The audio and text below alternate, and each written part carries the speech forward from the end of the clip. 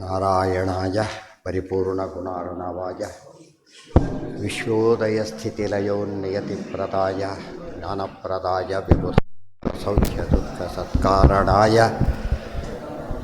ವಿತತಾಯ ನಮೋ ನಮಸ್ತೆ. ನಾರಾಯಣಂ ಸುರಗುರುಂ ಜಗದೇಕನಾಥಂ ಭಕ್ತಪ್ರಿಯಂ ಸಕಲಲೋಕನಮಸ್ಕೃತಂಚ ತ್ರೈಗುಣ್ಯವರ್ಜಿತಮಜಂ ಲಘುಮಾತ್ಯವೀಶಂ ವಂದೇ ಭವಘ್ನಮರಾಸುರಸಿದ್ಧವದ್ಯ. ನಾರಾಯಣಂ ನಮಸ್ಕೃತ್ಯ ನರಂ ಚೈವ ನರೋತ್ತಮಂ ದೇವೀಂ ಸರಸ್ವತೀಂ ವ್ಯಾಸಂ ತತೋ ಜಯಮುದೀರಯೇ. ನಾರಾಯಣಂ ಗುಣೈಃ ಸರ್ವೈರುದೀರ್ಣಂ ದೋಷವರ್ಜಿತಂ ನೇಯಂ ಗಮ್ಯಂ ಗುರುಂಶ್ಚಾಪಿ ನತ್ವಾ ಸೂತ್ರಾರ್ಥಮುಚ್ಯತೆ. ದೇವಂ ನಾರಾಯಣಂ ನತ್ವಾ ಸರ್ವದೋಷವಿವರ್ಜಿತಂ ಪರಿಪೂರ್ಣಂ ಗುರುಂಶ್ಚಾನ್ ಗೀತಾರ್ಥಂ ವಕ್ಷ್ಯಾಮಿ ದೇಶತಃ. ಸಮಸ್ತಗುಣಸಂಪೂರ್ಣಂ ಸರ್ವದೋಷವಿವರ್ಜಿತಂ ನಾರಾಯಣಂ ನಮಸ್ಕೃತ್ಯ ಗೀತಾ ತಾತ್ಪರ್ಯಮುಚ್ಯತೆ. ಗುಣಗಣನಿಲಯಂ ಪತಿಂ ರಮಾಯಾಃ ಜಗದಘದಹನಂಚ ವಾಸವೀಸೂನುಂ ಮುನಿಕುಲತಿಲಕಂಚ ಪೂರ್ಣಬೋಧಂ ಗುರುಮಪಿ ಪರಮಂ ಗುರುಂಚ ಮೇ ವಂದೇ. ಯಾವ್ದು ಭಾಷ್ಯದ ತಾತ್ಪರ್ಯನ ಸ್ವಲ್ಪ ಇದೆ ತಾತ್ಪರ್ಯ.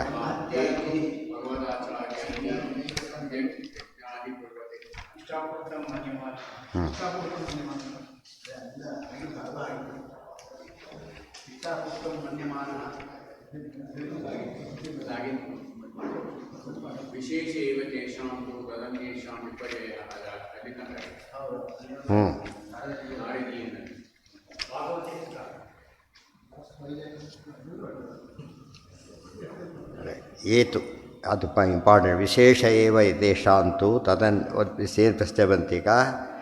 ಏನ ಜಾನಂತಿ ತಂ ವಿಷ್ಣುಂ ಯಾಥಾ ತಥ್ಯೇನ ಸಂಶಯಾತ್ ಜಿಜ್ಞಾಸವಶ್ಚ ನಿತರಾಂ ಶ್ರದ್ಧಾವಂತಃ ಸುಸಾಧವಃ ನಿರ್ಣೇತॄಣಾಂ ಅಭಾವೇನ ಕೇವಲಂ ಜ್ಞಾನವರ್ಜಿತಾಃ ತೇ ಯಾಜ್ಞಿಕಾಃ ಸ್ವರ್ಗಭೋಗಕ್ಷಯೇ ಯಾಂತಿ ಮನುಷ್ಯತಾಂ. ಏರ್ನಿಶ್ಚಿತಂ ಪರತ್ವಂತು ವಿಷ್ಣೋಃ ಪ್ರಾಯೋ ನ ಯಾತನಾಂ ಬ್ರಹ್ಮಹತ್ಯಾದಿಭಿರಪಿ ಯಾಂತ್ಯಾದಿಕ್ಕೆ ಚಿರಂ ನತು. ವಿಶೇಷ ಏವ ಯೇಷಾಂತು ತದನ್ನೇಷಾಂ ವಿಪರ್ಯಯಃ ಏತು ಭಾಗವತಾಚಾರ್ಯೈಃ ಸಮ್ಯಕ್ ಯಜ್ಞಾದಿ ಕುರ್ವತೆ. ಇದು ಇನ್ನೊಂದು ಪಾಯಿಂಟ್. ಇದು ಇವನು ಸರಿ ಇಲ್ಲ, ಆದರೆ ಗುರುಗಳು ಭಾರಿ ಜೋರಿದ್ದಾರೆ. ಯಾರು ಒಳ್ಳೆ ಭಗವದ್ಭಕ್ತರು, ಒಳ್ಳೆ ಎಫಿಷಿಯೆಂಟಾಗಿದ್ದಾರೆ. ದುರ್ಯೋಧನ ದ್ರೋಣಾಚಾರ್ಯರೆಲ್ಲ ಇದ್ದಾರೆ, ಅವ್ರು ದೇವಗುರುಗಳವರು, ಇವರು ಪರಮ ಯೋಗ್ಯ ಇವರು. ಅದ್ರ ಪ್ರಭಾವ ಏನಾಯ್ತು ಈಗ? ಅದರ ಪ್ರಭಾವದಿಂದಾಗಿ ಏತು ಭಾಗವತಾಚಾರ್ಯೈ ಸಮ್ಯಕ್ ಯಜ್ಞಾದಿ ಯಜ್ಞನ ಫಸ್ಟ್ ಕ್ಲಾಸೇ ಮಾಡಿಸ್ಬಿಟ್ಟಿದ್ದಾರೆ. ಇವನಿಗೆ ಯೋಗ್ಯತೆ ಇಲ್ಲ, ಯಜ್ಞ ಭಾರಿ ಚೆನ್ನಾಗಿ ಮಾಡಿಸ್ಬಿಟ್ಟಿದ್ದಾರೆ. ಆ ಪುಣ್ಯ ಬಂತು ಇವನಿಗೆ, ಯಜ್ಞ ಮಾಡಿಸಿದ್ದು ಪುಣ್ಯ ಬಂತಿದ್ದು. ಆದರೆ ಯಾತಕ್ಕೆ ಸಾಧಕ್ಕಾಗಲ್ಲ, ಇದು ಅವನಿಗೆ ಮುಕ್ತಿ ಸಿಗೋದಿಲ್ಲ. ಅದರಿಂದ ಅವರಿಗೆ ಭಾರಿ ಪುಣ್ಯ ಬರುತ್ತೆ. ಆದರೆ ಕೆಲವೊಮ್ಮೆ ಗೊತ್ತಿದ್ದು ಮಾಡಿಸಿದರೆ ಅವರಿಗೆ ಪಾಪನೇ ಬರುತ್ತೆ. ಅದಕ್ಕೆ ಅಯಾಜ್ಯ ಯಾಜನ ಅಂತ ಕರೀತಾರೆ. ಯಾರು ಯಾಜ್ಞ ಮಾಡಿಸ್ಲಿಕ್ಕೆ ಅರ್ಹರಲ್ಲ ಅವ್ರ ಕೈಯಲ್ಲಿ ಮಾಡಿಸೋದಾದರೆ ಮಾಡಿಸಿದವನಿಗೆ ಭಾರಿ ದೋಷ, ಮಾಡಿದವನಿಗಿಂತ ಮಾಡಿಸಿದವನಿಗೆ ಹೆಚ್ಚು ದೋಷ. ಅದು ವೆರಿ ಇಂಪಾರ್ಟೆಂಟ್. ಆದರೆ ಅವರು ಯಾವುದೋ ಅನುಸಂಧಾನ, ಇವರೆಲ್ಲ ಮಹಾಜ್ಞಾನಿಗಳಾದ್ದರಿಂದ ಯಾವುದೋ ದೇವರ ಸಂಕಲ್ಪದಿಂದ ಮಾಡಿಸಿಬಿಟ್ಟಿರ್ತಾರೆ, ಅವ್ರಿಗೆ ದೋಷಕ್ಕೆ ಬರೋದಿಲ್ಲ. ದಕ್ಷಿಣಾತರ್ಪಿತಾನಂತು ಜೊತೆಗೆ ಇವನೇನು ಮಾಡ್ತಾನೆ, ಈ ಬಹಿರ್ಮುಖ ಭಗವತೋ ನಿವೃತ್ತಿ. ಇವತ್ತು ಹೆಚ್ಚಾಗಿ ಇಂಥವ್ರು ಸಿಗೋದು ಬಹಿರ್ಮುಖಾ. ಇವತ್ತು ಸಂಧ್ಯಾದು ಕೂಡ ಮಾಡಿರೋದೆಲ್ಲ ಒಳ್ಳೆ ಆಚಾರಕ್ಕೆ ಹೋಮ ಮಾಡಿಸ್ತಾರೆ. ಏನು ಮಾಡಬೇಕು ಅದಕ್ಕೆ? ಅವು ಯಾವುದೋ ಕಾರಣಕ್ಕೆ ಒಪ್ಕೊಂಡ್ಬಿಡ್ತಾರೆ, ಗೊತ್ತಿಲ್ಲದೆ ಇರ್ಬೋದು ಅಥವಾ ಗೊತ್ತಿದ್ದರೆ ಏನೋ ಕಾರಣಗಳು ಹೇಳೋಕ್ಕಾಗಲ್ಲ. ಅದು ಅವಾಗೇನಾಗತ್ತೆ, ಇವನಿಗೆ ಪುಣ್ಯ ಬರುತ್ತೆ. ಬಹಿರ್ಮುಖ ದೇವರ ಮೇಲೆ ಭಕ್ತಿ ಇಲ್ಲ ಇವರಿಗೆ. ನಿವೃತ್ತಾಶ್ಚ ವಿಕರ್ಮಣಃ, ಆದರೆ ನಿಷಿದ್ಧ ಕರ್ಮ ಏನೂ ಮಾಡೋದಿಲ್ಲ, ದೇವರಲ್ಲಿ ಭಕ್ತಿಯೂ ಇಲ್ಲ. ಒಳ್ಳೆಯ ಆಚಾರಕ್ಕೆ ಒಳ್ಳೆ ಯಜ್ಞ ಮಾಡಿಸಿಬಿಡ್ತಾರೆ. ಕೆಟ್ಟ ಯಜ್ಞ ಅಲ್ಲ, ಒಳ್ಳೆಯ ಯಜ್ಞನೇ ಮಾಡಿಸ್ತಾರೆ. ದಕ್ಷಿಣಾತರ್ಪಿತಾನಂತು ಭಾರಿ ದರ್ಶನ ಕೊಡ್ತಾರೆ ಗುರುಗಳಿಗೆ, ಅದು ಬೇರೆ, ಅವ್ರಿಗೆ ಭಾರಿ ಖುಷಿಯಾಗುತ್ತೆ ಅದರಿಂದ. ಆಚಾರ್ಯಾಳಾದ್ದು ತೇಜಸ್ಸ, ಅವ್ರೇನು ಮಾಡ್ತಾರೆ, ತಮ್ಮ ಶಕ್ತಿಯಿಂದಾಗಿ ಅವರಿಗೆ ಯಾಂತಿ ಸ್ವರ್ಗಂ, ಸ್ವರ್ಗ ಕಳಿಸ್ಬಿಡ್ತಾರೆ. ಮೋಕ್ಷಕ್ಕಿಲ್ಲ, ಮೋಕ್ಷ ಸಾಧ್ಯನೇ ಇಲ್ಲ. ಮೋಕ್ಷಕ್ಕೆ ಏನಾಗಿರಬೇಕು, ಸ್ವರೂಪಯೋಗ್ಯತೆಯೇ ಬೇಕು. ಅದು ಇಷ್ಟೆಲ್ಲ ಎಕ್ಸ್ಟರ್ನಲ್ ಏನಾಯ್ತು ಅವನಿಗೀಗ, ಯಾವುದೋ ಪೋಸ್ಟಲ್ಲಿ ಕುಡಿಸ್ಬಿಡ್ತಾರೆ ಒಯ್ದುಬಿಟ್ಟು. ಭಾಳ ಕ್ರೋಧ ಇದ್ಬಿಟ್ಟು ಅಧಿಕಾರಿಗಳು ಹತ್ತತ್ರ ಇದ್ದರೆ ಯಾವ್ಯಾವುದೋ ಪೋಸ್ಟ್ಗೆ ಏನು ಅರ್ಹತೆಯೇ ಇರೋದಿಲ್ಲ. ಅರ್ಥ ಆಯ್ತಿಲ್ಲ? ಅದು ಎಷ್ಟೋ ಜನ ಇದ್ದಾರೆ ಆ ರೀತಿ ಇವತ್ತಿಗೆ, ಗೊತ್ತಾಯ್ತಾ?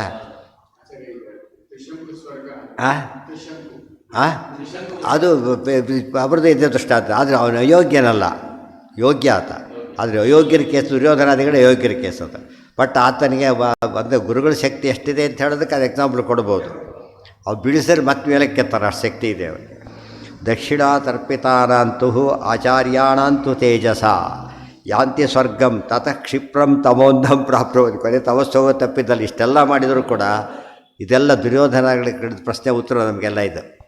ಅವನು ಭೀಷ್ಮರಿದ್ದರು, ದ್ರೋಣರಿದ್ದರು, ಧೃತರಾಷ್ಟ್ರ ತಂದೆ, ಗಾಂಧಾರಿ ಎಲ್ಲ ಒಳ್ಳೆಯವರೇ ಅವರೆಲ್ಲ ಕೂಡ. ಆದರೆ ಅವನು ಅವನ ತಮ್ಮಂದರು ಭಯಂಕರ. ಇವರು ಅಶ್ವತ್ಥಾಮಾಚಾರ್ಯ ಇನ್ನೊಬ್ಬ ಗುರುಗಳು, ಎಷ್ಟೆಲ್ಲ ಇತ್ತು ಅವನಿಗೆ. ಒಳ್ಳೆ ಹರಿಶ್ಚರಾಪುರ ಭೀಮಸೇನದೇವರ ಪ್ರಸಂಗ ಮತ್ತೆ ಹೇಳ್ಕೊತಿರ್ತಾರೆ ಅವನು. ಭೀಮ ನನ್ನ ತಮ್ಮ ಗೊತ್ತಾ ಅಂತ ಹೇಳ್ಕೊಂಡು, ಗೊತ್ತಾಯ್ತಾ? ಅರ್ಜುನ ನನ್ನ ತಮ್ಮ, ಹೌದು. ಭೀಮಾರ್ಜುನ ನನ್ನ ತಮ್ಮಂದಿರು.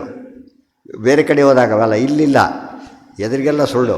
ನಮ್ಮ ಆದ್ರಂತ ಊಟಕ್ಕೆ ಕೂತ ಮಾತು ಹೇಳ್ತಾರಲ್ಲ, ಹಾಗೆ ಆ ರೀತಿ ಹೇಳ್ಕೊತಿದ್ದ ಅವನು. ಬಟ್ ಆ ಪುಣ್ಯ ಯಾವುದಕ್ಕೆ ಸಾಲ್ತು? ವೈಕುಂಠಕ್ಕೆ ಸಾಲ್ತದು. ಅದು ಭೂಲೋಕದಲ್ಲಿ ಪ್ರಶಸ್ತಿ ಅವಕ್ಕೆಲ್ಲ ಬಂದುಬಿಡುತ್ತೆ. ಕೆಲವೆಲ್ಲ ಆಗೋದಕ್ಕೆ ಉಪಯೋಗ ಆಗುತ್ತೆ ಹೊರತು ಆತ್ಯಂತಿಕ ಇದಕ್ಕೆ ಹೆಲ್ಪ್ ಆಗೋದಿಲ್ಲ. ಹಾಂ ಹೌದು, ಅದೇ ಟೈಪ್ ಇದೆ. ತದನ್ನೇ ನೈವಚ ಸ್ವರ್ಗಂ ಯಾಂತಿ ವಿಷ್ಣು ಬಹಿರ್ಮುಖ. ಆದರೆ ಇನ್ನೂ ಕೆಲವರು ಇದ್ದಾರೆ, ಆ ಯೋಗ್ಯತೆಯೂ ಅವ್ರಿಗಿಲ್ಲ, ಅವರು ಈ ಸ್ವರ್ಗನೂ ಸಿಗೋದಿಲ್ಲ ಅವರಿಗೆ. ಅದಕ್ಕೆ ದುರ್ಯೋಧನ ಸ್ವರ್ಗಕ್ಕೆ ಹೋಗಿದ್ದಾದರೆ ಈಗ ಅರ್ಥ ಆಯ್ತು, ನೆನ್ಪಿಟ್ಕೊಂಡ್ಬಿಟ್ರೆ. ಆಗ ದುರ್ಯೋಧನ ಹೋಗಿದ್ದ ಸ್ವರ್ಗ ಈ ರೀತಿ ಟೆಂಪರರಿ. ಅವ್ರ ತಮಸ್ಸಿಗೆ ಅದರಿಂದ ತಪ್ಪಿಸ್ಕೊಳ್ಳೋಕ್ಕಾಗೋದಿಲ್ಲ. ಸ್ವಲ್ಪ ದಿವಸ ಎಂಜಾಯ್ ಮಾಡ್ಬೋದು ಅಷ್ಟೇ ಹೊರತು ಬೇರೆ ಅಲ್ಲ. ಸಾಮಾನ್ಯವಾಗಿ ನೋಡೋರಿಗೆ ಅನಿಸುತ್ತೆ, ಪೊಲೀಸ್ ಆದಮೇಲೆ ಕರ್ಕೊಂಡು ಹೋಗ್ತಾರೆ ಕೈದಿಗಳನ್ನು, ಉಳಿದವರು ನಡ್ಕೊಂಡು ಹೋಗ್ತಿರ್ತಾರೆ. ನೋಡಿದರೆ ರೀ ಅವ್ರ ವೈಭವ ನೋಡಿದರೆ ವೈಭವನ ಅದು. ಅವ್ರು ಯಾರೋ ಮೂರ್ಖರಿಗೆ ವೈಭವ ಇದ್ದ ಕಾಣುತ್ತದು. ಏನಿದೇನು ಬರೋದೇನು ಬಾಲ್ತೇನು ಕೂಡಿಸೋದೇನು ಭಾರಿ ಜೋರು ಅವರಿಗೆ ಅದೆಲ್ಲ ಇರುತ್ತೆ. ಎಂಥದ್ದೆಲ್ಲ ಏನದು ಅವ್ರಿಂದ ಪೊಲೀಸರು ಆ ಕಡೆ ಈ ಕಡೆ ಎಲ್ಲ ಕೂಡ ನನಗೆ ಏನು ಕೊಡ್ತಾಗತ್ತೆ ನಮಗೆಲ್ಲ ಏನು ಕೊಡ್ತಾರೆ, ಗಾರ್ಡ್ ಆಫ್ ಆನರ್ ಇದ್ದಾಗ ಅವರಿಗೆಲ್ಲ. ಉಳಿದವ್ರಿಗೆ ಗೊತ್ತಾಗಿರೋದಲ್ಲ. ಅವ್ರಿಗೇನು ಅನಿಸುತ್ತೆ, ಪೊಲೀಸಿಗೆಲ್ಲ ಮಾಡ್ಕೊಂಡು ಹೋಗ್ತು ಏನೋ ಇರ್ಬೋದು, ಇವ್ರು ಹಾಗೆ ಹೇಳ್ಕೊಂಡ್ಬಿಡ್ತಾರೆ ಎಲ್ಲರ ಮುಂದೆ. ಅಂಥದ್ದು ಅದು ನೋಡೋದಕ್ಕೇನೋ ನೋಡೋದು ಭಾರಿ ದೊಡ್ಡ ಗಂಡ ಕಾಣಿಸುತ್ತೆ. ಆ್ಯಕ್ಚುಲಿ ಒಳಗಿರೋದೆಲ್ಲ ಕೆಟ್ಟದ್ದು. ಕೃತಕ ಸ್ವರ್ಗ ಇನ್ನೂ ಹೇಳೋದಾದರೆ ಇಮಿಟೇಷನ್ ಡೈಮಂಡ್ ಇದ್ದಾಗೆ ಇಮಿಟೇಷನ್ ಸ್ವರ್ಗನೇ ಹೊರತು ನಿಜವಾದ ಸ್ವರ್ಗ ಅಲ್ಲ ಅದು. ರಾವಣನೇ ಮಾಯಾ ಸೀತೆ ಸಿಕ್ತು ಅಂತ ಹೇಳೋದಿಲ್ಲ, ಅದೇ ಕಾನ್ಸೆಪ್ಟ್. ನಿಜವಾದ ಸೀತೆ ಅಲ್ಲ, ಮಾಯಾ ಸೀತೆ. ಇವನಿಗೆ ಮಾಯಾ ಸ್ವರ್ಗ. ಯಾಕೆ ಅವನಿಗೆ ನಿಜವಾದ ಭಕ್ತಿ ಇಲ್ಲದೆ ಪುಂಡರೀಕ ಯಾಗ ಮಾಡಿದ. ಪುಂಡರೀಕಾಕ್ಷರಿಗೆ ಆಹ್ವಾನ ಇಲ್ಲ, ಅದಂತೆ ಯಾಗ ಅದೀಗ ಉತ್ಸವಮೂರ್ತಿನೇ ಇಲ್ಲ, ಅವರೇ ಇಲ್ಲ. ತಾನೇ ಕೂತ್ಕೊಂಡು ಗರುಡವಾರ ಧ್ವಜ ಮಾಡಿಕೊಂಡಾಗ ಪೌಂಡ್ರಕ್ಕೆ ವಾಸ್ತವ ಇದ್ದಾಗ ಏನು ಉಪಯೋಗ ಅದರಿಂದ? ತದನ್ನೇ ನೈವಚ ಸ್ವರ್ಗಂ ಯಾಂತಿ ವಿಷ್ಣು ಬಹಿರ್ಮುಖಾ. ಇದೆಲ್ಲ ಈ ಕ್ಲಾರಿಫಿಕೇಷನ್ ಕೊಡದೆ ಹೋಗಿದ್ರು ಆಚಾರ್ಯರು. ಎಷ್ಟು ಸಂಶಯ ಉಳ್ಕೊತಿತ್ತು ತಮಗೆ, ಗೊತ್ತಾಯ್ತಾ? ಎಲ್ಲ ತೆಗೆದು ಬಿಡ್ತಾರೆ. ಬಟ್ ಓದಬೇಕು ಅವನ್ನೆಲ್ಲ. ಅದೆಲ್ಲ ಗೀತಾವಾಯವರು ಓದೋ ಅಭ್ಯಾಸ ಭಾಳ ಕಡಿಮೆ. ಆದ್ದರಿಂದ ಜಗತ್ತಿಗೆ ಗೊತ್ತಾಗಲ್ಲ ಎಷ್ಟು ಸರಿ ಇರಬೇಕು. ಅಯೋಗ್ಯರ ಕೈಲಿ ಮಾಡಿಸ್ಬಾರ್ದು, ಮಾಡಿಸಿದ್ರೆ ಏನಾಗುತ್ತೆ ಗೊತ್ತಾ? ಎಷ್ಟು ಟೆಂಪ್ಟ್ ಆಗಿಬಿಡ್ತಾರೆ. ಭಾರಿ ಕಾಣಿಕೆ ಕೊಟ್ಟಾಗ ಹೇಳಬೇಕು. ಭಾರಿ ಕಾಣಿಕೆ ಜಾಸ್ತಿ ಕೊಟ್ಟಷ್ಟು ಏನು ಹೇಳಬೇಕು ಗೊತ್ತಾ? ಅದಕ್ಕೆ ಒಳ್ಳೇದು ಹೇಳ್ತೀರಿ ಕೇಳೋ, ಒಳ್ಳೇದು ಹೇಳ್ತೀರಿ ಕೇಳೋ ಅಂತ ಹೇಳಬೇಕು. ಅರ್ಥ ಆಯ್ತು? ಕೆಲವರು ಇರ್ತಾರೆ, ನಮಗೆ ಆಚಾರ್ಯ ನನಗೇನು ಬೇಡ, ನಮ್ಗೆ ಏನು ಮಾಡಿ ಒಳ್ಳೆಯದಂದ್ರೆ ಅಷ್ಟು ಹೇಳಿ ಸಾಕು, ಅದು ಇದು ಬೇಕಂತ ನಮಗೇನೇ ಇಲ್ಲ. ದೊಡ್ಡ ದೊಡ್ಡ ಪೋಸ್ಟಲ್ಲಿರ್ತಾರೆ. ನಮ್ಮ ಜಾತಿ ಬ್ರಾಹ್ಮಣರಲ್ಲ ನಾವು, ಗೊತ್ತಾಯ್ತಾ? ನಾವು ಏನು ಹೇಳಿದ್ರೆ ಒಳ್ಳೆದ್ರೆ ಅಷ್ಟು ಹೇಳಿದರೆ ಸಾಕು, ಇದ್ದೇ ಓದು ಅದೆಲ್ಲ ನಮಗೇನು ಹಠ ಇಲ್ಲ ಅಂತ ಹೇಳ್ತೀವಿ. ಇದು ಭಾರಿ ದೊಡ್ಡದು, ಗೊತ್ತಾಯ್ತಾ? ಅದು ಬಿಟ್ಟು ಇದನ್ನೇ ಹೇಳಿ ಅದೆಲ್ಲ ಇಲ್ಲ. ಎಷ್ಟು ಕೊಟ್ಟರು ಹೇಳೋದಿಲ್ಲ ಅಂತ ಹೇಳೋ ದೀಕ್ಷೆ ಇವರು ಬೇಕಿದ್ದು. ಅದು ದೇಶದ ಇದನ್ನು ಅದು ಗುಟ್ಟನ್ನು ಬಿಟ್ಟು ಕೊಟ್ಟಾಗುತ್ತೆ. ಬೇರೆ ದೇಶದವರಿಗೆ ಹಾಗೆ ಕೊಡಬಾರ್ದು. ಅದು ಅಂಥವ್ರು ಇವತ್ತಿಗೂ ತುಂಬ ಜನ ಸಿಗ್ತಾರೆ.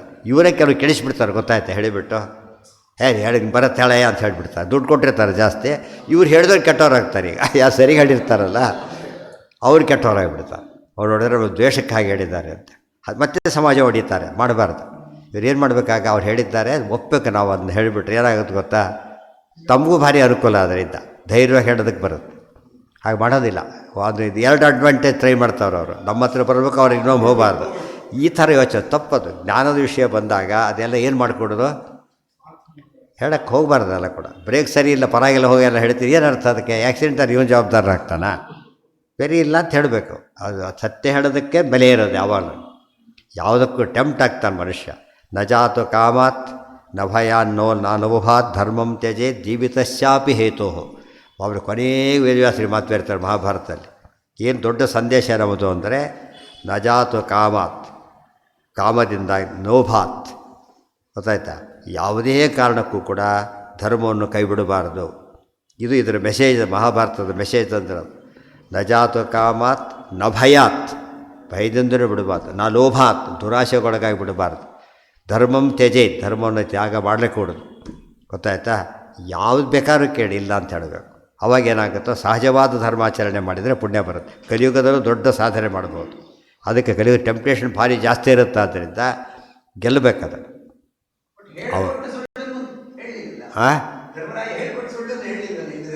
ಯಾವುದು ಅದು ಬೇರೆ, ದೊಡ್ಡವ್ರು ಮಾಡೋ ಒಂದು ತಪ್ಪುಗಳು ಬೇರೆ, ಇವರು ನಾಟಕ ಮಾಡೋದು ಬೇರೆ. ಇದು ಯೋಗ್ಯತೆ ಇಲ್ಲದೆ ಇದ್ದಾಗ ಮಾಡೋದು. ಹೇಳಿ ಫ್ಯಾನ್ಸಿ ಡ್ರೆಸ್ ಅಷ್ಟೇ. ಫ್ಯಾನ್ಸಿ ಡ್ರೆಸ್ನಿಂದ ಅವ್ನಿಗೆ ಕೆಲಸ ಕೊಡ್ಲಿಕ್ಕಾಗತ್ತಾ? ಫ್ಯಾನ್ಸಿ ಡ್ರೆಸ್ ಹಾಕ್ಕೊಂಡ್ಬಿಟ್ಟು ಪೊಲೀಸ್ ಕೆಲಸ ಕೊಟ್ಟಿರೋ ಕೊಡ್ತಾರೆ, ತಪ್ಪ. ಅವ್ನಿಗೆ ಯೂನಿಫಾರ್ಮ್ ಇಲ್ಲ, ಆ ಥರದಿಲ್ಲ. ಕೆಲಸ ಕೊಟ್ಟು ಯೂನಿಫಾರ್ಮ್ ಅವರೇ ಕೊಡ್ತಾರೆ. ಗೊತ್ತಾಯ್ತಾ? ಕೆಲಸ ಯೂನಿಫಾರ್ಮ್ ಹಾಕ್ಕೊಟ್ಟು ಕೆಲಸ ಸಿಗೋದಿಲ್ಲ. ಕೆಲಸ ಕೊಟ್ಟು ಯೂನಿಫಾರ್ಮ್ ತಾನೇ ಬರುತ್ತೆ. ಏನೋ ಯಾರು ಧರ್ಮ ನರಕದರ್ಶನ ಆಯ್ತದು. ಗೊತ್ತಾಯ್ತಾ? ದ್ರೋಣಾದಿಗಳಿಗೆ ಆಗಲಿಲ್ಲ ಹೇಳ್ತಾರೆ. ಯಾಕೆಂತ ಅದನ್ನೆಲ್ಲ ಮಹಾಭಾರತ ಅಂದ್ಬಿಟ್ಟು ಯಾವಾಗಲೂ ಜೊತೆಗಿರ್ಬೇಕು. ಗೊತ್ತಾಯ್ತಾ? ಆ ವಿಷಯಗಳು ಯಾವುದೂ ಮರಿಬಾರ್ದು. ವಾಕ್ಯಗಳು ಮರೆತರು ಮರಿಬಾರ್ದು. ಅದನ್ನು ಆ ವಿಷಯಗಳು ಮರೆತು ಬಿಟ್ಟರೆ ಉಪಯೋಗ ಇಲ್ಲಾಗ. ತ್ರೈಗುಣ್ಯ ವಿಷಯ ವೇದಾಹ. ಮನುಷ್ಯ ಟೆಂಪ್ಟ್ ಆಗೋದು ತಪ್ಪುತ್ತಾಗ ಅವ್ರು ಯಾರು ಮೆರಿತಾರೆ. 4 ದಿವಸ ಮೆರಿ ನಮ್ಗಟ್ಟೆ ಏನಾಯ್ತು, ಇವ್ರು ನಿಮ್ಮ ಏನು ಹೇಳಿದ್ರು ಹೋಮ ಮಾಡಿಸಲ್ಲ ತಿವನಂದ. ಇದು ಕಡೆ ಮಾಡಿಸ್ಕೊಂಡು ಇವನಿಗೆ ತೋರಿಸ್ತ ನೋಡಿ, ನಿಮಗೆ ಇಷ್ಟು ಕೊಡ್ತಿದ್ದೆ ಅವ್ರಿಗೆ ಕೊಟ್ಬಿಟ್ಟೆ, ಗೊತ್ತಾಯ್ತಾ ನಿಮಗೆ ಅಂತ ತಿರುವುದಾಗ ಹೇಳ್ತದೆ. ಇವನೇ ಜಾಸ್ತಿ ಮಾಡೋಕ್ಕೆ ಹೋಯ್ತು. ಆಯ್ತಪ್ಪ ಅವರೇ ಸಂತೋಷ ಅಂತ ಮುಗಿದೋಯ್ತು ಅಷ್ಟೇ. ಮುಂದೆ ಗೊತ್ತಾಗುತ್ತೆ ಓ ಸರಿಯಾಗಿ ಹೇಳಿದರು ಅಂತೇಳಿ. ಗೊತ್ತಾಯ್ತಾ? ಇದಕ್ಕೆ ತಲೆ ಕೆಡಿಸ್ಕೊಳಕ್ಕೆ ಹೋಗಬಾರ್ದು. ಧರ್ಮ ಹೇಳೋದು ಯಾರಿಗೋಸ್ಕರ? ಹರಿಪ್ರೀತಿಗೋಸ್ಕರ. ಇವ್ರು ಮೆಚ್ಚೋದಷ್ಟು ಬಿಟ್ಟು ತೊಗೊಂಡು ಯಾರು ಬಿಡ್ತಾರೆ? ಈಗ ಅರ್ಥ ಆಯ್ತಾ? ಈಗ ಹರಿಪ್ರೀತಿ ಮುಖ್ಯ. ಪೀಡಾಯಾಮೋ ವಾಸುದೇವ. ಹಾಂ, ಈಗ ನೆಕ್ಸ್ಟ್ ಶ್ಲೋಕ. ಒಂದೊಂದು ಒಗಟುಗಳ ಶ್ಲೋಕ ಬಿಡಿಸೋಕ್ಕೆ ಭಾರಿ ಕಷ್ಟ. ಆಚಾರ ಒಬ್ಬರೇ ಬಿಡಿಸಿದ್ದು. ತ್ರೈಗುಣ್ಯ ವಿಷಯ ವೇದಾಹ ನಿಸ್ತ್ರೈಗುಣ್ಯೋ ಭವಾರ್ಜುನ ನಿರ್ದ್ವಂದ್ವೋ ನಿತ್ಯಸತ್ವಸ್ಥೋ ನಿರ್ಯೋಗಕ್ಷೇಮ ಆತ್ಮವಾನ್. ಫಸ್ಟ್ ಭಾಷ್ಯ ಅದಕ್ಕೆ.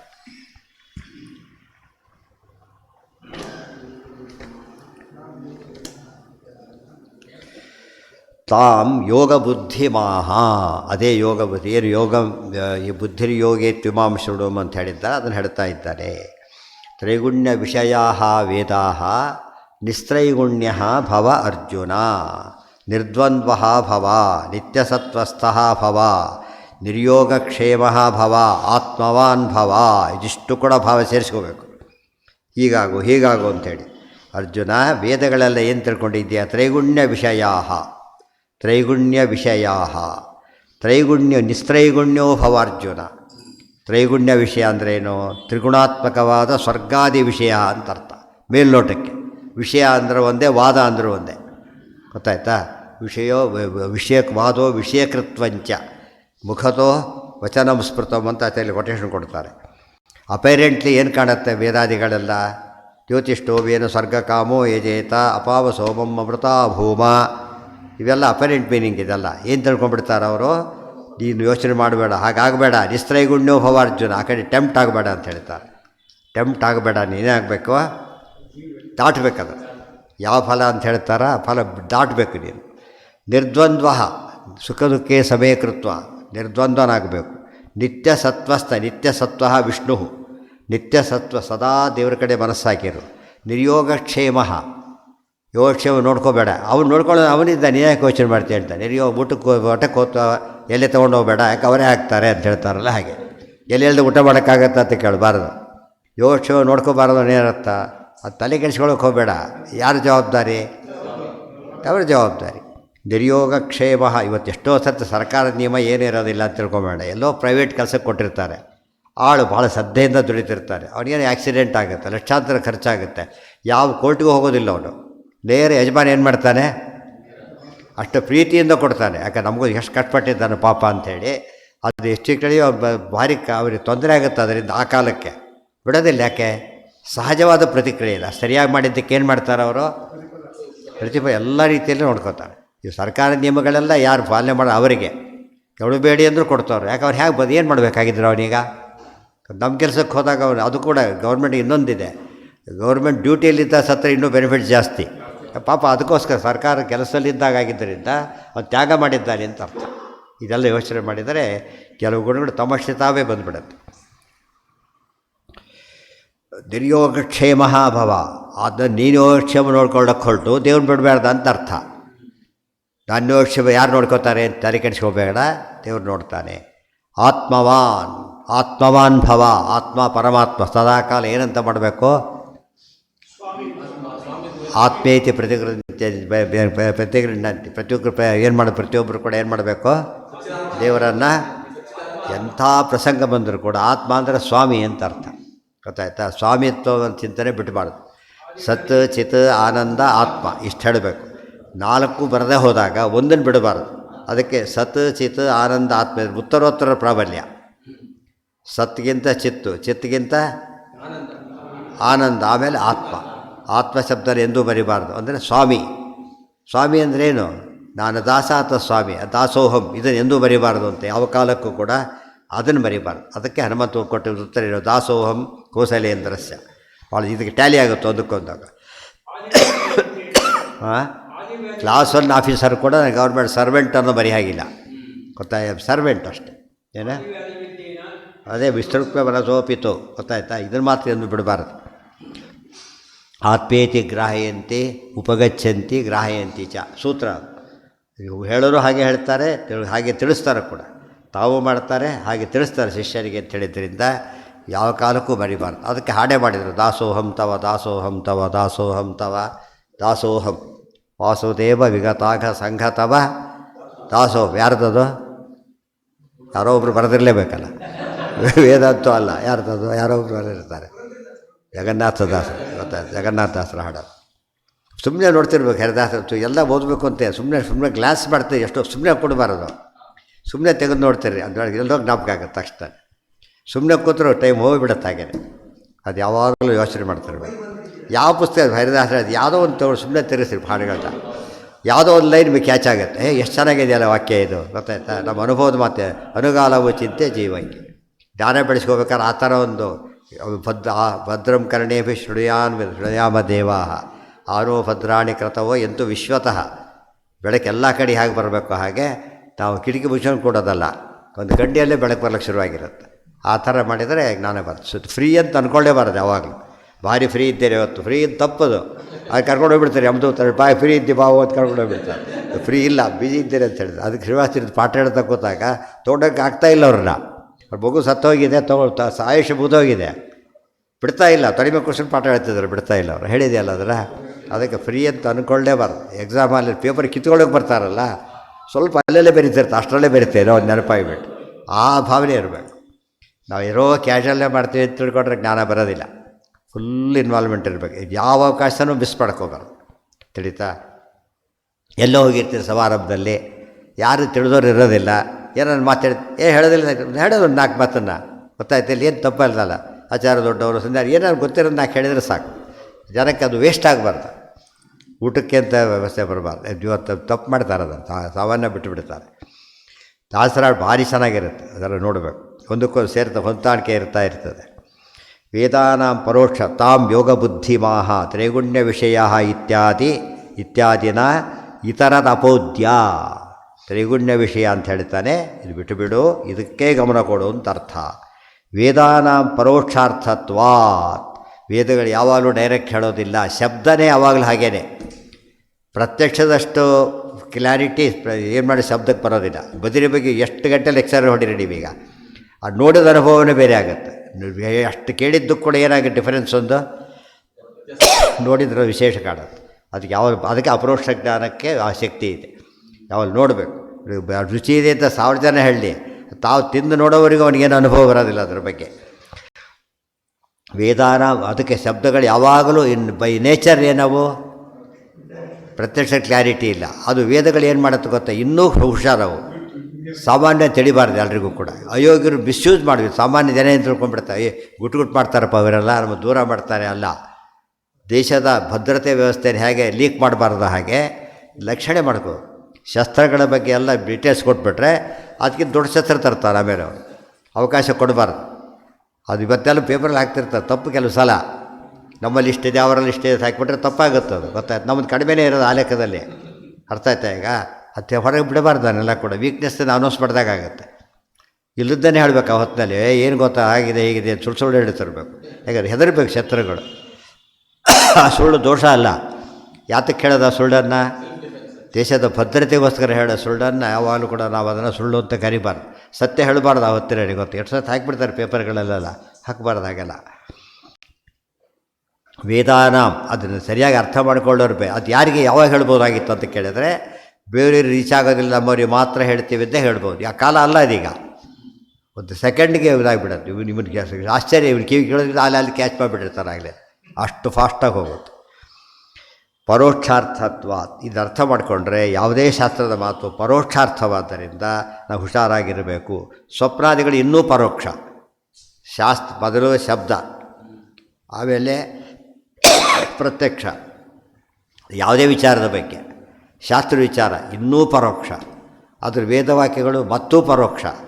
ಮುಖ್ಯವಾಗಿ ಅತ್ಯಂತ ಸೀಕ್ರೆಟ್ ಹೇಳಬೇಕಾದ್ರೆ ಭಾರಿ ಪರೋಕ್ಷ ಮಾಡ್ತಾರೆ. ಕಾರಣ ಏನು ಅಂತ ಹೇಳಿದರೆ, ಅದೆಲ್ಲರ ಕೈಲಿ ಸಿಕ್ಕು ದುರುಪಯೋಗ ಆಗಬಾರ್ದು ಅಂಥೇಳಿ ವ್ಯವಸ್ಥೆ ಮಾಡ್ತಾರೆ.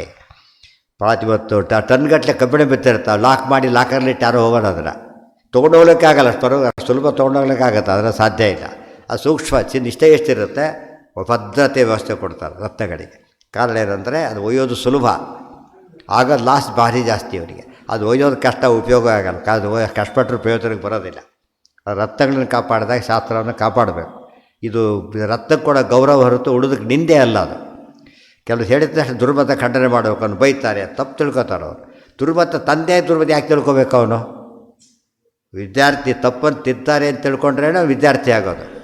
ಬೇಟು ತಪ್ಪನ್ನು ತಿದ್ದಕ್ಕೆ ಹೊಡ್ತಾರೆ, ಇವರಿಗೆ ಸುಮ್ಮನೆ ಕೆಲಸ ಮಾಡ್ಕೊಂಡು ಹೋಗಬಾರ್ದು ಅಂದರೆ ಪಾಠಕ್ಕೆ ಯಾಕೆ ಬರ್ದಿ ಆಗಿದೆ ಅಂತ ಕೇಳ್ತಾರೆ, ತಪ್ಪದು. ಪರೋಕ್ಷವಾದಿ ವೇದೋಯಂ, ವೇದ ತನ್ನ ಬಗ್ಗೆ ಹೇಳ್ಕೊಂಡ್ಬಿಟ್ಟಿದೆ. ಪರೋಕ್ಷವಾದಿ ವೇದೋಯಂ, ಡೈರೆಕ್ಟಾಗಿ ಹೇಳೋದಿಲ್ಲ. ಅತಃ ಪ್ರಾತೀತಿಕೆ ಅರ್ಥೇ ಭ್ರಾಂತಿ ಮಾ ಕುರು ಇತ್ಯರ್ಥ. ಆದ್ದರಿಂದ ಇದರಲ್ಲಿ ವೇದದಲ್ಲಿ ಸೇರ್ಬೇಕು, ಆಡ್ತಾರೆ ಕೊಟ್ಟ ದೊಡ್ಡ ಮಾತುಗಳು ಇವೆಲ್ಲ ಋಗ್ಭಾಷೆಗೆ ಸೇರಬೇಕು. ಇವೆಲ್ಲ ಗೊತ್ತಾಯ್ತಾ? ಋಗ್ಭಾಷೆ ಸೇರಿಸ್ಕೊಂಡು ಓದಬೇಕಿದೆ. ಏನಂತ ವೇದಗಳು ಹೀಗೆ ಹೇಳೋದ್ರಿಂದ ಭಾರಿ ಹುಷಾರಾಗಿರಬೇಕು. ಅತಃ ಪ್ರಾತೀತಿಕೆ ಅರ್ಥೇ ಭ್ರಾಂತಿ ಮಾ ಕುರು ಇತ್ಯರ್ಥ. ಪ್ರಾತೀತಿಕ ಅಂದರೆ ಅಪರೆಂಟ್ ಮೀನಿಂಗ್, ಏನರ್ಥ ತೋಚುತ್ತಲ್ಲ ಅರ್ಥಕ್ಕೆ ನೀನು ಜೋತು ಬಿಡಬೇಡ, ಇನ್ನೂ ಸ್ವಲ್ಪ ಒಳಗಡೆ ಹೋಗು. ವಾದೋ ಇಲ್ಲಿ ಪೋಸ್ಟ್ ಆಫೀಸ್ ಬರ್ಬೇಡಿ, ಪೋಸ್ಟ್ ಆಫೀಸ್ನ ಬರೆದಿರ್ತಾರೆ, ಅದೇ ಪೋಸ್ಟ್ ಆಫೀಸೇನಾ? ಏನರ್ಥ ಅದು? ಇಲ್ಲಿ ಪೋಸ್ಟ್ ಆಫೀಸ್ ಅಂತ ಗೊತ್ತಾಗುತ್ತೆ. ಮೊದಲು ಇಲ್ಲ ಅಲ್ಲಿ ಹೋದಾಗ ಬರೀ ಪೋಸ್ಟ್ ಆಫೀಸ್, ಬಿಲ್ಡಿಂಗಲ್ಲಿ ಬೋರ್ಡ್ ಪೋಸ್ಟ್ ಆಫೀಸ್ ಅಲ್ಲ, ಈ ಮಧ್ಯೆ ಬೋರ್ಡ್ ಪೋಸ್ಟ್ ಆಫೀಸ್ ಅಲ್ಲ, ಬೋರ್ಡ್ ಹಾಕಿರೋ ಬಿಲ್ಡಿಂಗ್ ಪೋಸ್ಟ್ ಆಫೀಸ್. ಅದೆಲ್ಲ ಯೋಚನೆ ಮಾಡಿ ತಕ್ಷಣ ಗೊತ್ತಾಗಲ್ಲ. ಏನು ಗೊತ್ತಾಗಬೇಕು? ಅದಕ್ಕೆಲ್ಲ ಸ್ವಲ್ಪ ಅನುಭವ ಬೇಕು, ವ್ಯವಹಾರ ಮಾಡಿ ಅನುಭವ ಬೇಕಂತ ಗೊತ್ತಾಗುತ್ತೆ. ವಾದೋ ವಿಷಯಕತ್ವಂಚ, ಎಲ್ಲ ಇರೋದು ವಿಷಯಕತ್ವ ಅಂತಿದ್ದೀರಿ. ಏನೇನೋ ಬರೀತಿದ್ದೀರಲ್ಲ ಅದನ್ನು ಆಚಾರ್ಯ ಹೇಳ್ತಾರೆ. ವಿಷಯ ಶಬ್ದಕ್ಕೆ ಅರ್ಥನೇ ಅದು. ಹೇಗೆ ವೇದವಾದ ಶಬ್ದಕ್ಕೆ ಅರ್ಥ ಹೇಳಬೇಕಾದ್ರೆ ವಾದ ಶಬ್ದಕ್ಕೆ ಏನು ಅರ್ಥ ಹೇಳಿದರು? Apparent meaning. ಮುಖತೋ ವಚನಂ, ಇದಕ್ಕೂ ಮುಖತೋ ವಚನಂ ಅಂತ ಅರ್ಥ. ಮುಖತಃ ವಚನಂ ಅಂದ್ರೇನು? ಮೇಲ್ನೋಟದ ಅರ್ಥ ಅಂತ. ಮುಖತಃ ಹೇಳಿದ್ದು ಅಷ್ಟೇ ಹೊರತು ಒಳಗಿಂದಲ್ಲ. ವಾದೋ ವಿಷಯಕತ್ವಂಚ ಮುಖತೋ ವಚನಂ ಶ್ರುತ. ವಿಷಯಕತ್ವ ವಾದ ಎರಡೂ ಕೂಡ ಮುಖತೋ ವಚನ ಅಂತ ಅರ್ಥ. ನತು ವೇದಪಕ್ಷೋ ನಿಷಿದ್ಧತೆ, ನಮಗೆ ಅದು ಸರಿಯಾಗಿ ಕರೀಲಿಲ್ಲ ಅಂತ ಹೇಳೋದಿಲ್ಲ, ಬಾಯಲ್ಲಿ ಬಂತ ಹೊರತು ಮನಸ್ಸಲ್ಲಿ ಇರಲಿಲ್ಲ ಅಂತ ನಮ್ಗೆ ಗೊತ್ತಾಗುತ್ತಲ್ಲ, ಆ ರೀತಿಯಲ್ಲಿ. ನತು ವೇದಪಕ್ಷೋ ನಿಷಿದ್ಧತೆ.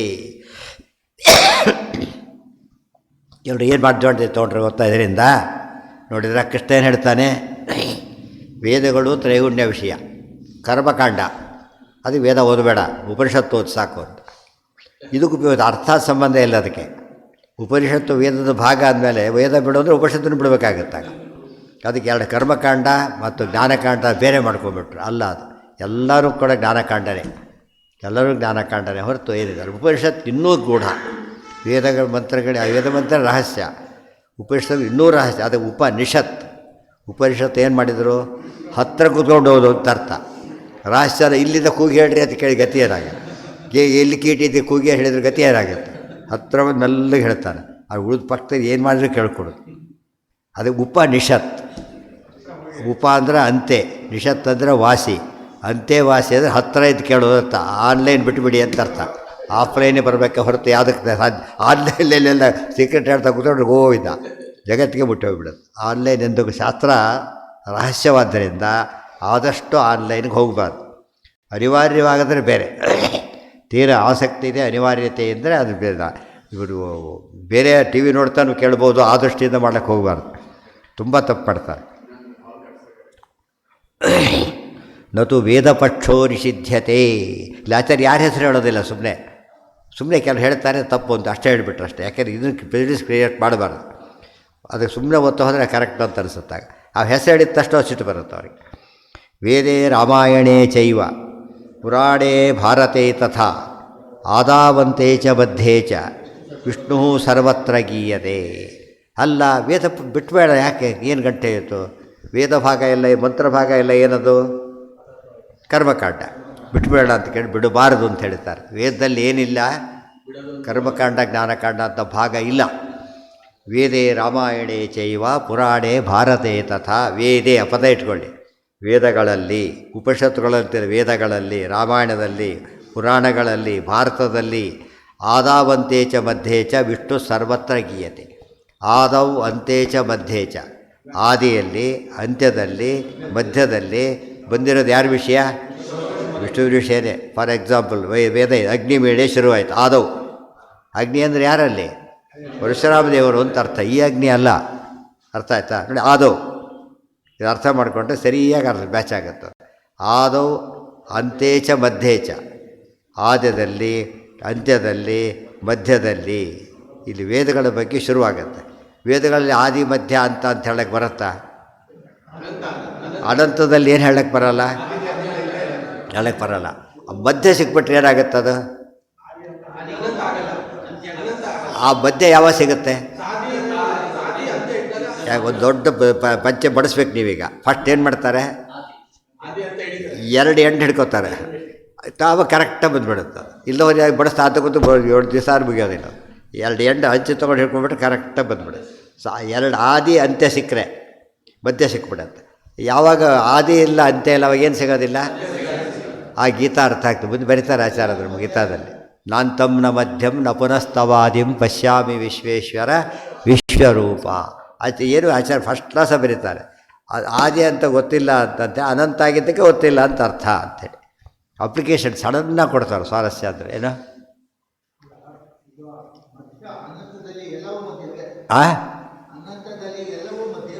ಎಲ್ಲರೂ ಮಧ್ಯನೇ, ಎಲ್ಲರೂ. ಯಾಕೆಂತ ಕೇಳಿದರೆ ಅನಂತದಲ್ಲಿ ಯಾವುದು ಹುಡುಕ್ಬೇಕೀಗ? ಎಲ್ಲರೂ ಮಧ್ಯ ಅಂದರೂ ಒಂದೇ, ಮಧ್ಯ ಗೊತ್ತಿಲ್ಲ ಅಂದರೂ ಒಂದೇ. ಯಾಕೆ ಎಲ್ಲರೂ ಮಧ್ಯ ಆಗುತ್ತೆ? ಆಗೋದಿಲ್ಲ. ಆದ್ದರಿಂದ ಆಗಿದೆ ಅಂದರೆ ಏನರ್ಥ? ಗೊತ್ತಿಲ್ಲ ಅಂತ ಅರ್ಥ. ಅದು ಗೊತ್ತಿಲ್ಲ ಅಂಬಂದ್ರೆ ಆ ರೀತಿ ಹೇಳೋದು ಅಷ್ಟೇ ಹೊರತು ಎಲ್ಲವೂ ಆದಿರೇ, ಎಲ್ಲ ಓದ್ತಾರೆ, ಎಲ್ಲರೂ ಮಧ್ಯರೆ. ಯಾಕೆ ಗೊತ್ತಿಲ್ಲ, ಅದು ಯಾವುದೂ ಸಿಕ್ಕಿಲ್ಲ ಅಂತ ಹೇಳಿದ್ರೆ ಎಲ್ಲವೂ, ಯಾವುದೂ ಸಿಕ್ಕಿಲ್ಲ ಅಂದ್ರೂ ಒಂದೇ, ಎಲ್ಲ ಅದು ಅಂದರೂ ಒಂದೇ. ಹಾಗಾಗತ್ತೆ. ಎಲ್ಲ ಮತನ ಒಪ್ತೀನಿ ಅಂದರೂ ಒಂದೇ, ಯಾವ ಥರ ಒಪ್ಪೋದಿಲ್ಲ ಅಂದರೂ ಒಂದೇ. ಎಲ್ಲ ಮತನ ಒಪ್ಪೋಣ ಅಂತ ಕೆಲವು ವಾದ ಮಾಡ್ತಾರೆ. ಅದು 2 ವಿರುದ್ಧ ಹೇಳ್ತಾರೆ. ಹೇಗೆ ಒಪ್ತಾನೆ ಈಗ ಮಧ್ಯೆ? ಸಾಧ್ಯನೇ ಇಲ್ಲ. ನಮ್ಮಲ್ಲಿ ಪದ್ಧತಿ ಏನು ಗೊತ್ತಾ? ವಿರುದ್ಧ ಮತಗಳ ಮಧ್ಯೆ ಹೊಂದಾಣಿಕೆ ಟ್ರೈ ಮಾಡ್ತಾರೆ. ನಮ್ಮ ಮತದಲ್ಲಿ ಡಿವೈಡ್ ಮಾಡಿ ಟ್ರೈ ಮಾಡ್ತಾರೆ. ಈಗ ಹೊಸ ಟ್ರೆಂಡ್ ಅದು. ಬೇರೆ ಮತಕ್ಕೆ ನಮ್ಮ ಮತಕ್ಕೆ ಏನು ಮಾಡೋದು? ಸಮನ್ವಯ ಮಾಡಿ ತೋರಿಸೋದು. ನಮ್ಮ ಮತದಲ್ಲಿ ವಿರೋಧ ತೋರಿಸೋದು. ಎಷ್ಟು ಡಿಸ್ಟ್ರಕ್ಟಿವ್ ಆಗೋದಿಲ್ಲ ಅದು? ಆ ಪದ್ಧತಿ ಶುರುವಾಗಿದೆ ಸ್ಲೋಲಿ. ಏನಿದೆ ಅದೇ ಹೇಳ್ತೀನಿ ಈಗ. ಆದಾವಂತೆ ಚ ಮಧ್ಯ, ಆದಿ ಅಂತ ಅರ್ಥ ಏನಾಯ್ತು? ಟೋಟಲ್ಲು ಎಲ್ಲ ಕಡೆ ಅಂತ ಅರ್ಥ. ಆದ್ಯಂತ ಸುಳ್ಳು ಹೇಳ್ತಾರೆ ಏನರ್ಥ? ಉದ್ದಕ್ಕೂ ಸುಳ್ಳು ಹೇಳ್ತಾರೆ ಅಂತ. ಆದಿಯಿಂದ ಅಂತ್ಯದವರೆಗೂ ಸುಳ್ಳು ಹೇಳ್ತಾನೆ. ಆದಿ ಅಂತ್ಯದವರೆಗೂ ವಿಷ್ಣುನೇ ಬಂದಿದ್ದಾನೆ. ಎಷ್ಟು ಬ್ಯೂಟಿಫುಲ್ ವರ್ಡ್ಸ್ ಅವೆಲ್ಲ. ಆದಾವಂತೆ ಚ ಮಧ್ಯೆ ಚ ವಿಷ್ಣು ಸರ್ವತ್ರ ಗೀಯತೆ. ಅಂತೆ ಸಿದ್ಧಸ್ತು ಸಿದ್ಧಾಂತ ಅಂಬೋದು ವಾದಕ್ಕೆ ಕೂತಾಗ, ಎಲ್ಲದೂ ಸಿದ್ಧಾಂತ ಅಂಬೋದು ತಾತ್ಪರ್ಯ. ಯಾವ ಸಿದ್ಧಾಂತ? ಯಾವ ವಾಕ್ಯ ತೊಗೊಂಡ್ರೂ ಕೂಡ ಅದು ವಿಷ್ಣು ಸರ್ವೋತ್ತಮತೆ. ಗಂಗಾ ನದಿಯ ಪ್ರತಿ ಹನಿಯೂ ಏನದು? ಗಂಗಾ ನದಿನೇ. ಉತ್ತರ ಅದು ಎಲ್ಲಾರೇ ಇರಲಿ, ಅದು ಯಾವ ಕಡೆ ಹರಿದ್ರು ಕೂಡ ಗಂಗಾ ನದಿ ಏನದು? ಗಂಗಾ ನದಿನೇ. ಆದಿ ಅಂತ್ಯ ಮಧ್ಯೆ ಎಲ್ಲ ಕಡೆಯೂ ಹಾಗೇನೆ. ನತು ವೇದ ಪಕ್ಷೋ ವೇದೇ ರಾಮಾಯಣ, ಎಲ್ಲ ಒಪ್ಪಿರೋ ಶ್ಲೋಕಗಳು ಇವೆಲ್ಲ ಎಲ್ಲ ಕಡೆ ಸಿಗೋ ಶ್ಲೋಕನೇ. ಯಾರು ಅಪ್ರಸಿದ್ಧ ವಾಕ್ಯಗಳಲ್ಲ ಇವು. ಆದಾವಂತೆ ಚ ಮಧ್ಯೆ, ಇಲ್ಲಿ ನೋಡಿ ಆದಾವಿದೆ, ಚ ಇದೆ, ಮತ್ತೊಂದು ಚ ಇದೆ ಅಂದರೆ ಥ್ರೋಟ್ ಅಂತ ಅರ್ಥ. ಚ ಅಂತ ಹೇಳಿದಾಗ ಬರೀ ಆದಿಮಂತ್ಯ ಅಲ್ಲ, ಆದಿ ಎಲ್ಲ ಪದಗಳು, ಆದಿ ಎಲ್ಲ ಅಕ್ಷರ. ಆದಿ ಅಂತ ರಾಯರ ಬಗ್ಗೆ ಹೇಳಿದಾಗ ಏನಂತ ಹೇಳಿದ್ರು? ಟೀಕಾರಾಯರ ಬಗ್ಗೆ ಪ್ರತ್ಯಕ್ಷರಂ ಪ್ರತಿಪದಂ ಹೇಳಿದಾಗ ಪ್ರತಿಯೊಂದು ಭಗವಂತನ ಪರನೇ ಇದೆ. ಆದ್ದರಿಂದನೇ ಏನು ಬಿಡ ಹಾಗೆಲ್ಲ ವೇದ ಪ್ರಮಾಣ ಅಂತ ಹೇಳಬಾರ್ದು. ಅಲ್ಲ ಅಂತ ಹೇಳಿಬಿಟ್ಟು ವೇದ ಪ್ರಮಾಣ ಅಲ್ಲ ಅಂತ ಎಂದೂ ಹೇಳೋಕ್ಕೆ ಸಾಧ್ಯ ಇಲ್ಲ. ಛೇ ವಿಷ್ಣು ಪ್ರಕರಣ ಎಲ್ಲ ಅಂತ ಹೇಳ್ತಿರೋದು. ವಿಷ್ಣು ಪ್ರಕರಣ ಎಲ್ಲೆಲ್ಲಿ ಬರುತ್ತೋ ಅನ್ನಬಾರ್ದು. ಬಂದಿರೋದೆಲ್ಲ ವಿಷ್ಣು ಪ್ರಕರಣ ಅಂತ ಹೇಳ್ತಿರೋದು. ಬಂದಿದ್ದೆಲ್ಲ ವಿಷ್ಣು ಪ್ರಕರಣನೇ. ಅರ್ಥ ಆಯ್ತಾ ಈಗ?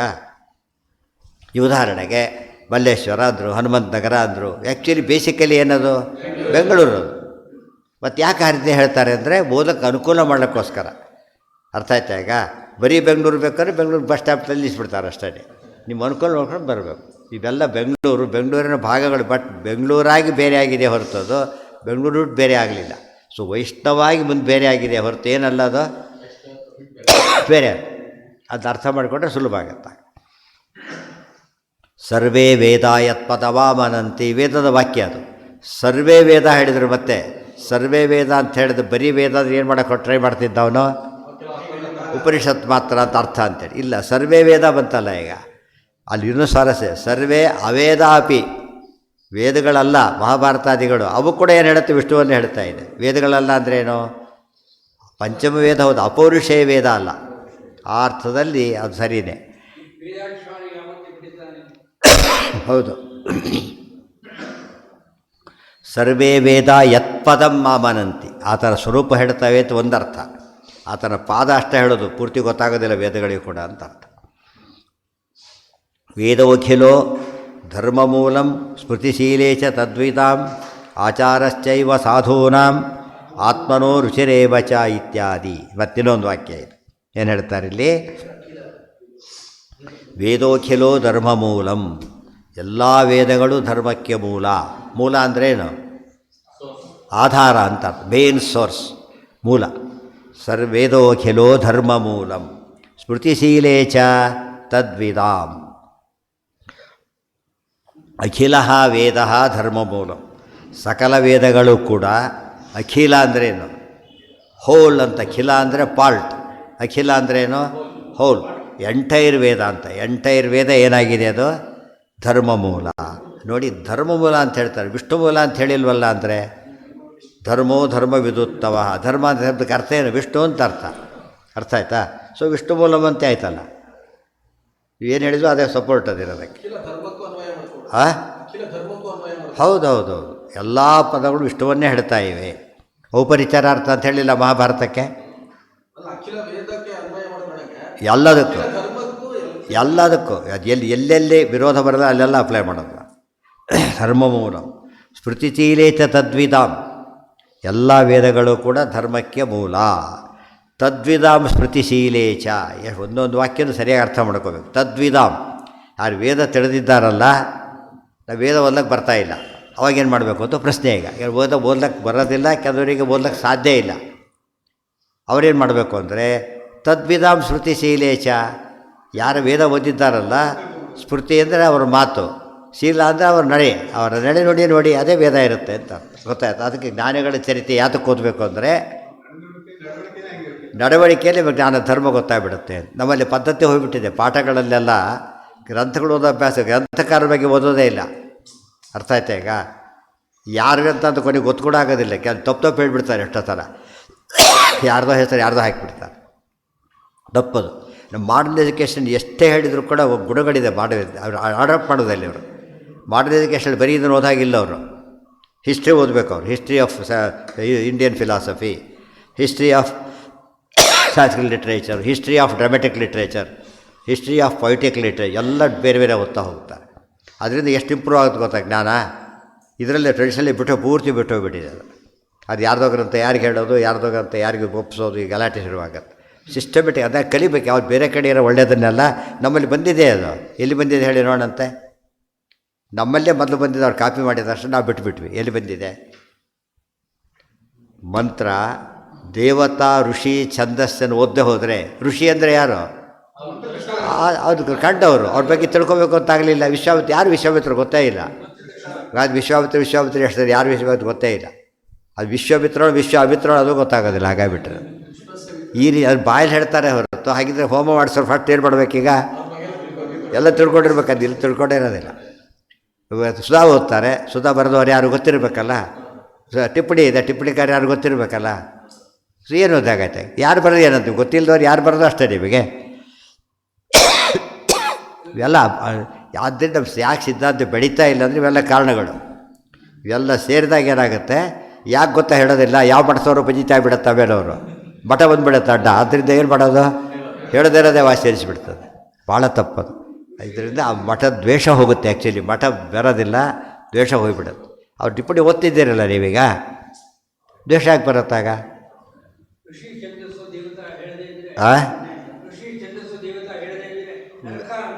ನರಕ ಅಪಮೃತ್ಯು ಬರುತ್ತೆ, ನರಕಕ್ಕೆ ಹೋಗ್ತಾನೆ.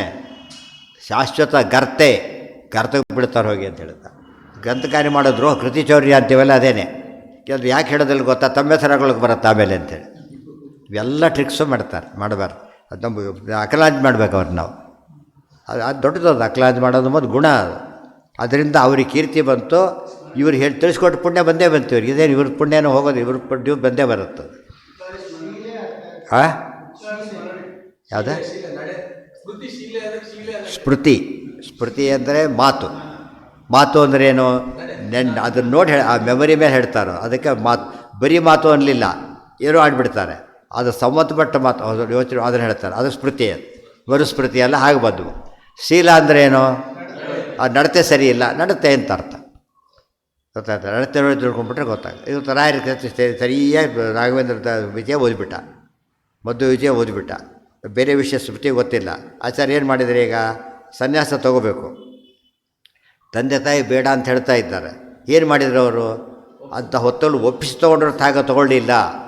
ಶಾಸ್ತ್ರ ಅದೇನೆ, ಮಾತೃದೇವೋಹೋ ಪಿತೃದೇವ. ಅವ್ರು ಆದಷ್ಟು ಕೂಡ ಡಿಸ್ಪ್ಲೀಸ್ ಮಾಡಬಾರ್ದು. ಎಷ್ಟು ಬ್ಯೂಟಿಫುಲ್ ಆಗುತ್ತೆ ಅದು. ಎಕ್ಸಾಂಪಲ್ ಗೊತ್ತು, ವಿತ್ ಇಲಿಸ್ಟ್ರೇಷನ್. ಅದು ಮಾಡಬಾರ್ದು ಅಂಬೋದಕ್ಕೆ ಆಚಾರ್ಯ ಹೇಗೆ ಮಾಡಿ ತೋರಿಸಿದ್ರೆ ನೋಡಿದ್ರೆ ಸಾಕೇನು, ಮದುವೆ ಪೂರ್ತಿ ಸ್ಮೃತಿ ಆಗಿಬಿಡತ್ತಾಗ. ಧರ್ಮಶಾಸ್ತ್ರ ಅದನ್ನು ಮಾಡದೆ ಹೋದರೆ ಉಪಯೋಗ ಬರೋದಿಲ್ಲ.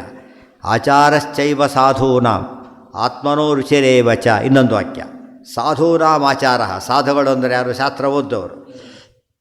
ಅವ್ರು ಹ್ಯಾರು ನಡ್ಕೋತಾರೋ ಹಾಗೆ. ಕೆಲವರು ಕೇಳ್ತಾರೆ ಇದು ಬರುತ್ತೋ ಇಲ್ವೋ ಅಂತೇಳಿ, ಸ್ವಾಮಿಗಳು ತೊಗೋತಾರೆ, ತೊಗೊಂಡ್ಬಿಡ್ತಾರೆ. ಯಾಕೆ, ಸುಳ್ಳು ಹೇಳ್ಬಾರ್ದು ಅಷ್ಟೇ ಅವರು. ಇವರು ನಾನು ನೋಡಿದ್ದೀನಿ ತೊಗೊಂಡಿದ್ದು ಅಂದ್ಬಿಟ್ಟು ಹಾಗೆ ಮತ್ತೆ ಯೋಚನೆ ಮಾಡೋಕ್ಕೆ ಹೋಗಿ ದೊಡ್ಡವರು ತೊಗೊಂಡಿದ್ದಾರೆ, ಆಯ್ತು ಅಷ್ಟೇ. ಅದು ಆಚಾರಶ್ಚೈವ ಸಾಧೂನಾಂ. ಸಂಪ್ರದಾಯ ಅಂದರೆ ಅದೇನೆ. ಸಜ್ಜನರ ಆಚಾರ ಅಂದ್ರೆ ಒಂದೇ, ಸಂಪ್ರದಾಯ ಹೀಗೆ ಬಂದಿದೆ ಅಂತ ಹೇಳಿದರೆ ಸರಿ. ಅದು ಸಂಪ್ರದಾಯಕ್ಕೆ ಅಗೇನೆಸ್ಟ್ ವಾಕ್ಯ ಸಿಕ್ಕಿಬಿಟ್ರೆ ಸಂಪ್ರದಾಯ ಹೋಯಿತು. ಅಲ್ಲಿವರೆಗೂ ಮಾಡ್ಕೊಂಡು ಬಿಟ್ಬಿಡಿ, ಇನ್ಮೇಲೆ ಮಾಡ್ಬೇಕು ಹೋಗಬಾರ್ದು. ಅರ್ಥ ಆಯ್ತಾ? ಆಚಾರಶ್ಚೈವ ಸಾಧೂನಾಂ ಆತ್ಮನೋ ರುಚಿರೇವಚ. ಆಮೇಲೆ ಇಷ್ಟ ಬಂದಾಗ ಮಾಡೋ ಅನ್ನೋ ಪದ ಇದೆ. ಇಷ್ಟ ಬಂದಾಗ ಭಾಳ ಇಂಟ್ರೆಸ್ಟಿಂಗ್, ನಾಳೆ ನೋಡೋಣ. ಇಷ್ಟ ಬಂದಾಗ ಮಾಡ್ಬೋದಲ್ಲ, ಶಾಸ್ತ್ರನೇ ಹೇಳ್ಬಿಟ್ಟಿದೆಯಲ್ಲ, ಆತ್ಮನೋ ರುಚಿರೇವಚ. ನೀವು ಅಭಿರುಚಿ ತಕ್ಕಂತೆ ಮಾಡಿ. ಇಷ್ಟು ಹೇಳೋಕ್ಕೆ ಇಷ್ಟು ಕಷ್ಟಪಡ್ಬೇಕಾಗಿತ್ತು ಎಂದು ಹೇಳ್ಬಿಟ್ಟಿದ್ರೆ ಹೋಗ್ಬಿಡ್ತಿದ್ದಲ್ಲ ಅಂತ ಹೇಳ್ಬೋದು. ಎಷ್ಟು ಹೇಳ್ತಾರೆ ನೋಡಿ, ಅದು ಭಾರಿ ಬ್ಯೂಟಿಫುಲ್. ಅದು ಜನಗಳಿಗೆ ಏನು ಹೇಳೋಕ್ಕಿರ್ತದೆ ಹೇಳ್ತಾರೆ, ಪರ್ಫೆಕ್ಟಾಗಿ ಹೇಳ್ತಾರೆ.